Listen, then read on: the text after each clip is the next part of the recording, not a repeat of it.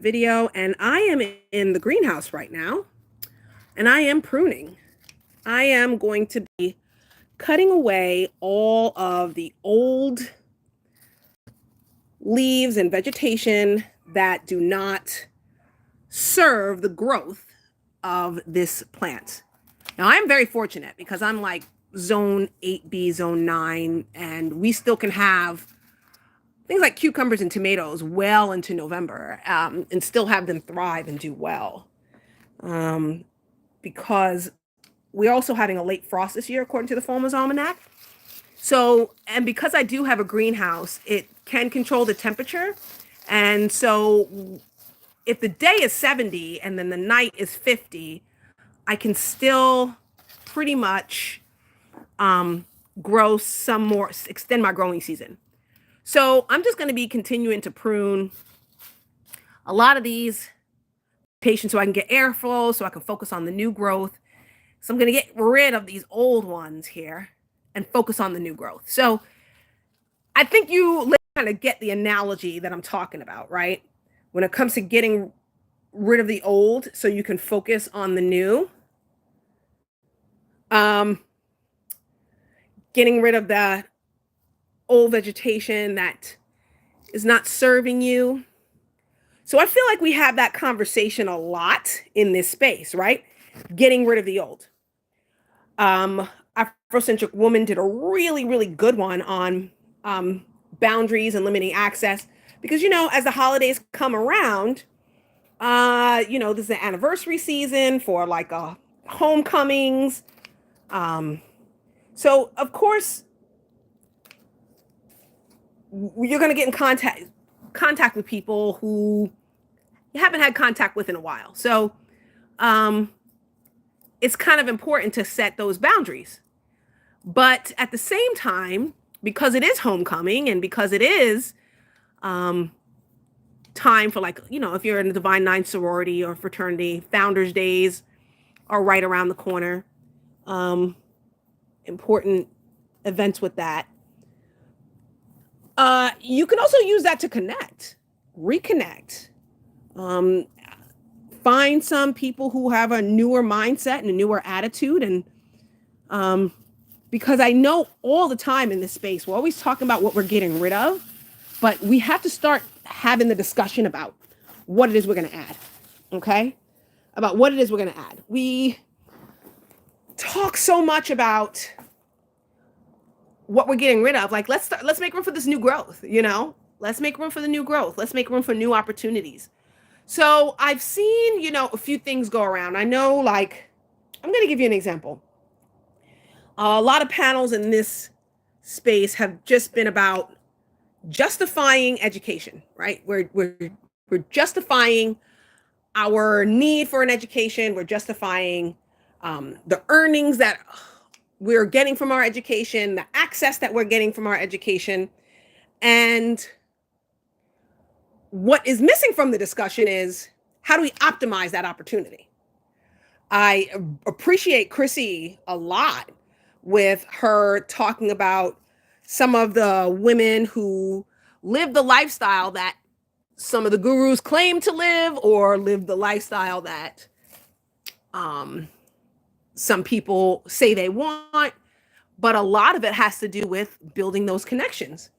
I found it really ironic that we're over here debating our education when, I had showed you ladies articles about how, when Biden lifted the COVID restrictions for travel and started granting student visas again, 54% of those student visas went to men.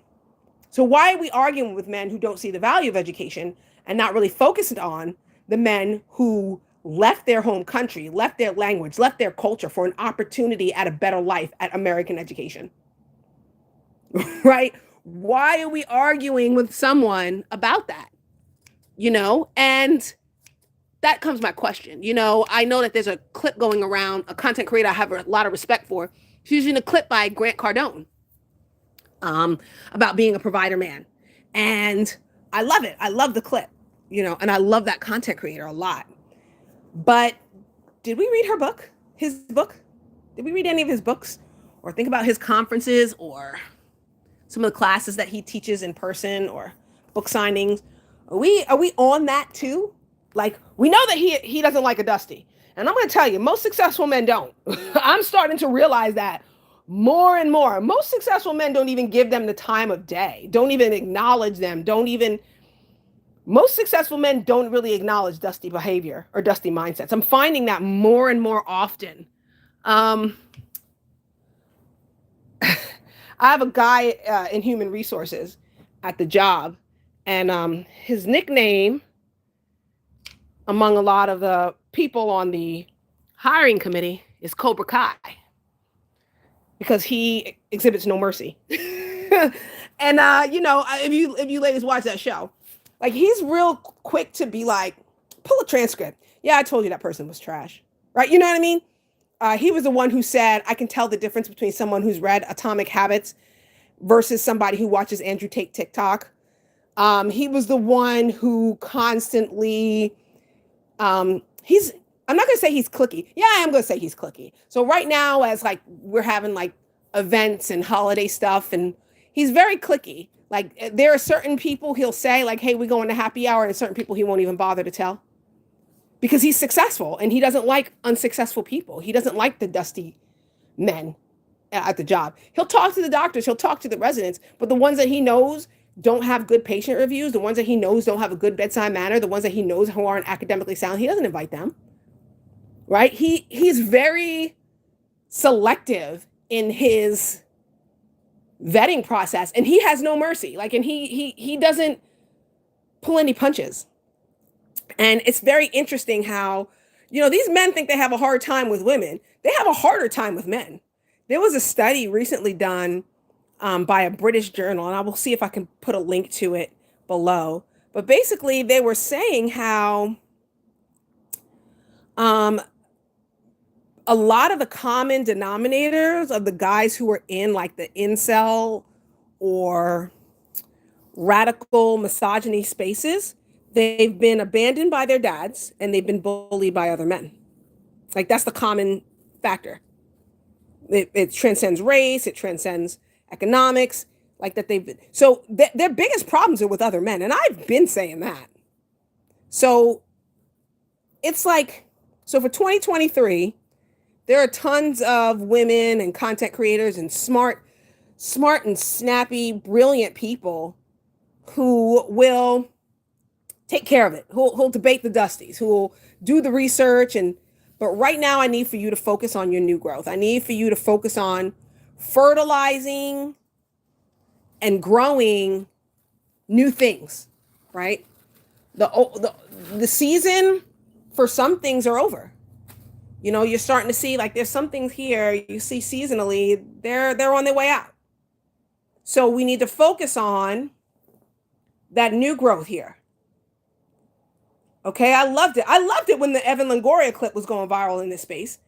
But then I think some of y'all missed the point, and you realize how big Major League Baseball was. Like, right now, we're having the biggest upset. Last night was like the biggest upset in like World Series history. Like, a team that is so lowly ranked, that had so many losses during the season, that nobody ever expected was even playoff caliber.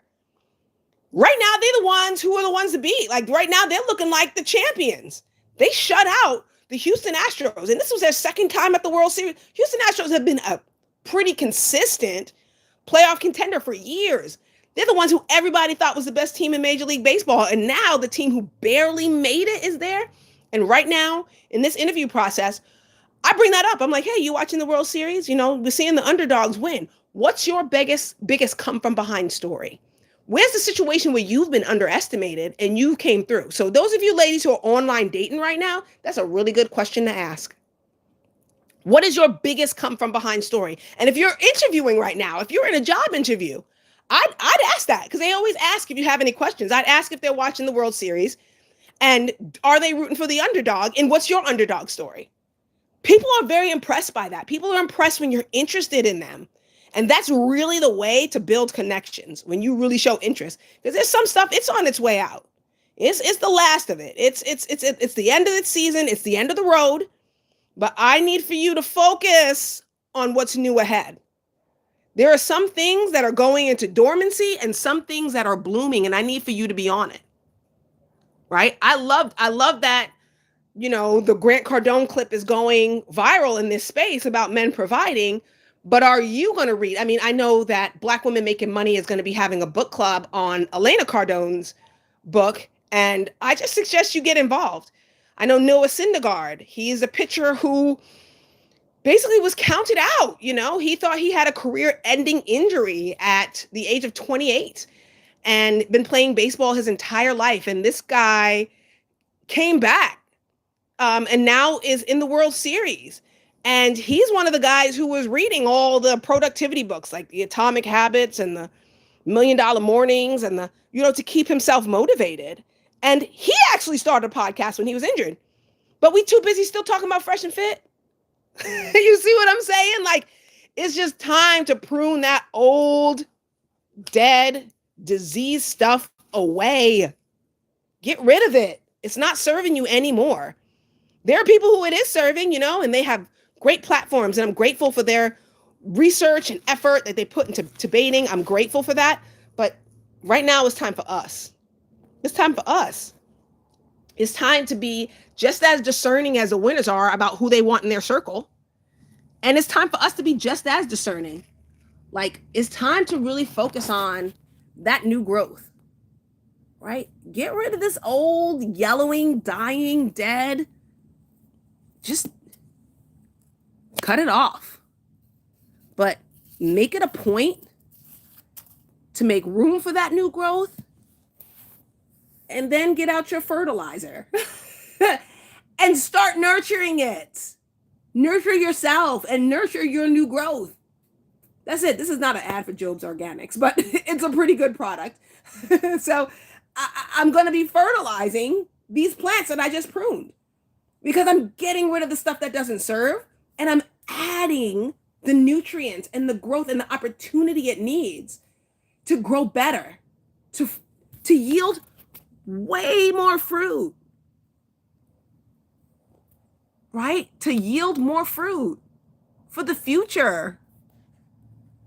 They don't need those old dead leaves. They don't need the old rhetoric, right? They don't need that. They need fertilizer for their new growth. It's time to get rid of that old stuff. It's time to get rid of that old stuff, because too many new opportunities are sprouting up.